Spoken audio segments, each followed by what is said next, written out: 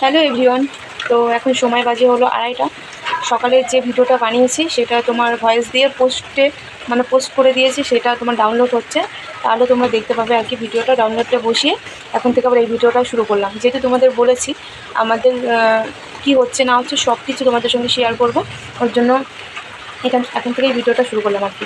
তো চলো গাইজ, দুপুরে রান্না বসিয়ে দিয়েছি। এই দেখো ভাত হয়ে গেছে, মানে উঠিয়ে গেছে এই যে।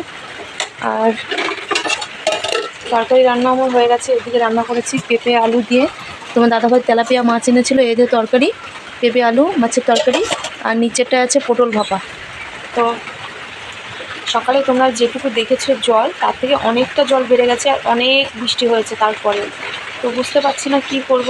আর রান্নাঘরের অবস্থা একদমই খারাপ, কারণ রান্নাঘরে রান্না করাই যাচ্ছে না, এত অবস্থা খারাপ। দেখো রান্নাঘরটা পুরো ভিজে গেছে, তোমরা দেখলেই বুঝতে পারবে। দেখো রান্নাঘরে পুরো জল জল হয়ে গেছে দেখো। আর ওই সাইডে দেখো মাটি তুলেছে ইঁদুরে, এই সাইডে দেখো পুরো রান্নাঘরের অবস্থা পুরো খারাপ। তো কি করবো বলো, তাও তো রান্না করতে হবে। ভীষণই অসুবিধা হচ্ছে রান্নাঘরে রান্না করতে, কিন্তু কিছু করার নেই, এর ভিতরেই আমাকে রান্না করতে হবে। আর পুরো অন্ধকার দেখো, দুটো লাইট জ্বালিয়েছি রান্নাঘরে। দেখো বাইরেটা পুরো অন্ধকার, কারণ প্রচণ্ড পরিমাণে বৃষ্টি হচ্ছে, বৃষ্টি একদম থামছে না। তো ভিজে ভিজে কাজবাজ করতে হচ্ছে, কি করব বলো, কিচ্ছু করার নেই, ভিজে ভিজেই কাজবাজ করতে হচ্ছে। আর ঠান্ডা লেগে যাবে বুঝতে পারছি, কিন্তু তাও কী করবো বলো তোমরা। তো খেতে হবে, রান্নাবান্না তো করতেই হবে।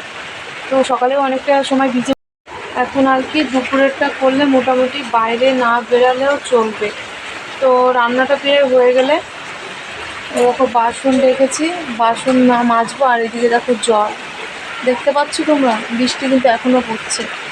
বাসনগুলো মাজবো, তারপরে আর কি ঘরে যাব। তো কলপাড়ে চারিদিকে যেদিকে তাকাচ্ছি গাইজ, সব দিকে জল জল জল, মানে কোনো জায়গায় একটু শুকনো নেই আর একটু মানে জল ছাড়া নেই, সব দিকে জল জল। তো চলো তোমাদেরকে ব্যাক ক্যামেরা করে দেখিয়ে দিই, তাহলে তোমরা বুঝতে পারবে। তোমাদের যখন সকালে দেখিয়েছিলাম এতটাও কিন্তু আমাদের জল ছিল না উঠানে। দেখো কলপাড়ে ছুঁই ছুঁই হয়ে গেছে, মানে কলের ধাপ দেখো পুরো জল জল হয়ে গেছে। আর এইদিকে দেখো আমার সিঁড়ি অবধি জল চলে গেছে ঘরের, এত জল ছিল না সকালবেলা। আর সকাল থেকে এক নাগাড়ে বৃষ্টি হয়েই যাচ্ছে, দেখো এখনও বৃষ্টি হচ্ছে। তো বুঝতে পারছি না কি হবে আর কত দূর গিয়ে থামবে। দেখো কীরকম জল হয়ে গেছে, আর একটু হলে আমাদের সিঁড়ি অবধি জল হয়ে যাবে। দেখো গাইস একবার দেখো তোমরা, এত অবস্থা খারাপ হয়ে যাচ্ছে আস্তে আস্তে, কি বলবো। দেখো কলপাড়ের ওই সাইড ওইগুলো পুকুর সব ডোবা, সব ভরে গেছে সব। তো কি করব বুঝতেও পারছি না, জলে মনে হচ্ছে এবার বন্যা না হয়ে একদমই ছাড়বে না আর কি। যেহেতু সামনে পুজো, এবার পুজোটাও সবার একদম খারাপ হবে, মাটি মাটি হয়ে যাবে আর কি। যেই ওয়েদারে বৃষ্টি শুরু হয়েছে একদম থামার কোনো সিনই নেই। তো এর ভিতর বলো কি করে মানুষ পুজোটা ভালো করে কাটাবে বলো। আর আমাদের এবছর পুজো তো একদম শেষ, কারণ কাজ বাজের অবস্থা খুব খারাপ, আর বাড়ি ঘর দেখো তলিয়ে গেছে সব। তো চলো গাইস কী করবো আর বুঝতে পারছি না, ফটাফট এই বাসনগুলো যেহেতু রেখেছে এগুলো মেজে নেবো ভিজে ভিজে।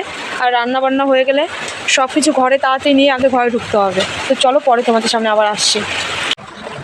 তো এইদিকে দেখো সোনাই বাথরুম করবে, মানে টয়লেট করবে, ওর জন্য আমাকে বললো মা একটু জল দিয়ে দাও। তো আমি বললাম একটু ওয়েট কর, আমি খাবারটা ঘরে রেখে আসি, কারণ আমিও একবারে স্নানটাই করে নেব, কারণ বাইরে কিন্তু টিপটাপ করে বৃষ্টি পড়ছে।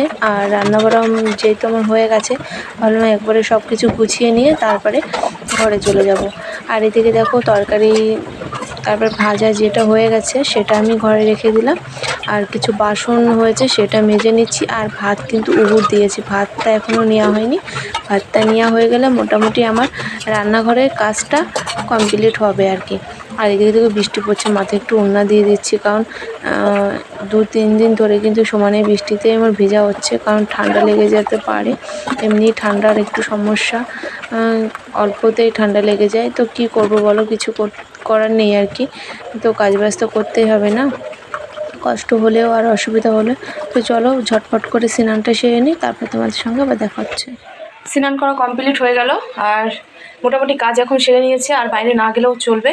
তো চলো এখন একটু পায়ে আলতা পরবো, কারণ যেহেতু জলে এত হাঁটাহাঁটি এত কাজবাজ করেছি, পায়ে ভীষণ যন্ত্রণা করছে। এখন যদি আমি একটু আলতা না পরি রাত্রে হয়তো ঘুমাতেই পারবো না, কারণ জলে ভীষণ আমার পা খায় ভীষণ। কার কার হয় তোমরা কিন্তু অবশ্যই কমেন্ট করো। আর আমাকে একজন বলেছে, মানে মামি শাশুড়ি বলেছে আলতা পরলে নাকি পা খেলেও মানে চুলকাবে না, যন্ত্রণা হবে না, আর কষ বেড়ায় সমানে। তো আমার এই জলটা অত শ্যুট করে না। বিয়ের আগে যখন আমার বাপের বাড়ি, ওখানেও আমরা পুকুরে স্নান করতাম, বৃষ্টিতে ভিজতাম, কিন্তু এরকম হতো না। আর এখানে মাটিটা আলাদা, ওখানে মাটিটা আলাদা। ওর জন্য এখানে আমি যদি এই জলে বেশি, এখানে বেলে মাটি, আর আমাদের ওই দিকের মাটিটা হবে আঠা আঠা এঁটেল মাটিই হবে হয়তো। হ্যাঁ, তো ওর জন্য ওই মাটিতে পা খায় না, আর এই মাটিতেই পা খেয়ে নেয় আমার। তো চলো আর বকবক না করে আলতাটা পরি, কারণ এখন ভীষণ চুলকাচ্ছে আর কষ বেরাচ্ছে সমানে। তো কালকে একবার পরেছিলাম, তো অনেকটা কমেছে, তো ওর জন্য আজকেও একটু পরি। তো চলো, আর তোমার দাদাভাই গেছে মাছ ধরতে, এখনও বাড়ি আসেনি। এখন কটা বাজে জানো? এখন বাজে তোমার 3:10। তো এখনও বাড়ি আসেনি, জানি না কি মাছ ধরবে। মামা শ্বশুরের ছেলেরা সবাই মাছ ধরছে, ওর জন্য ওখানে গেল। আর তোমার দাদাভাই আমাকে একটা জিনিস এনে দিয়েছে, সেটা হলো ঘর ঝাড় দেওয়ার ঝাড়ু ছিল না, ওই ঝাড়ুটা এনে দিয়েছে। ভীষণ অসুবিধা হচ্ছিলো ঘর ঝাড় দিতে। আর গ্যামাক্সিন এনেছে, সেটাও দিয়ে গেছে বাড়িতে। কারণ গ্যামাক্সিনে দেখো এখানে কোনো দিন উই ধরে, তোমরা দেখো এখানে উই উঠেছিল, এখানে এই যে দেখতে পাচ্ছ গ্যামাক্সিন দিয়েছে তোমার দাদাভাই, এই সাইডটাও দিয়েছে। দেখো এখান থেকে সমানে উই পোকা বেরিয়ে যাচ্ছিল, তারপর নিচেও দিয়েছে। 3টে ঘরেরই দরজায় কোনায় এইগুলো সব জায়গায় গ্যামাক্সিন দিয়েছে, কারণ উই পোকায় ভীষণ মাটি বের করছিল জানি না কোথা থেকে। আর তোমার সমানেই উই পোকা মাটি ফেলেই যাচ্ছে ওখান থেকে, ওই জন্য গ্যামাক্সিন এনে দেওয়া হলো। তো চলো আর বক করছি না, এখন আলতাটা পরে নিই। এই যে হলো আমার আলতা। তো চলো আলতাটা পরে তারপর তোমাদের সামনে আসছি। তো আলতা পরা হয়ে গেছে, এটা এখন ভালো একটা জায়গায় রাখি, কারণ মুখটিটা না হারিয়ে গেছে, হারিয়ে বলতে ভিতরে ঢুকে গেছে বোতলের ভিতরে। তো যাই হোক, আলতা কিন্তু সচরাচর পরা হয় না, জলের কারণে যাই হোক আলতা তো পরা হলো আর কি, জলের কারণে। তো বেশ লাগছে কিন্তু দেখতে, বলো পা দুটো একটা সুন্দর, একটা অন্যরকম লাগছে।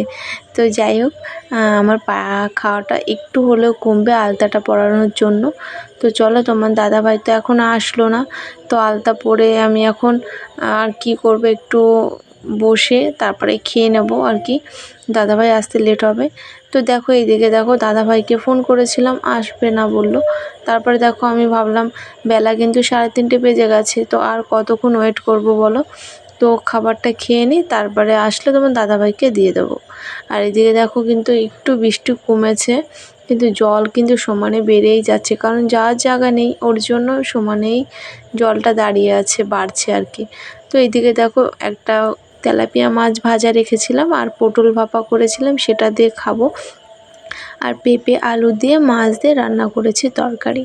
তো চলো, আর আমরা না অনেক দিন ধরেই কাঁচা লঙ্কার তরকারি খাচ্ছি, কারণ আমার খুব গ্যাসের সমস্যা, তোমার দাদাভাইয়ের খুব গ্যাসের সমস্যা, ওর জন্য সিম্পল করে তরকারি রান্না করি। তো খেতে কিন্তু বেশ ভালো লাগে। তো চলো, খাওয়া দাওয়া প্রায় আমার হয়ে গেছে, তারপরে দেখো ঘরে চলে আসলাম। তো ভিডিওটা আর বড় করছি না, এখানেই শেষ করছি। কেমন লাগলো অবশ্যই কমেন্টে জানিও, ভালো লাগলো অবশ্যই লাইক কমেন্ট শেয়ার।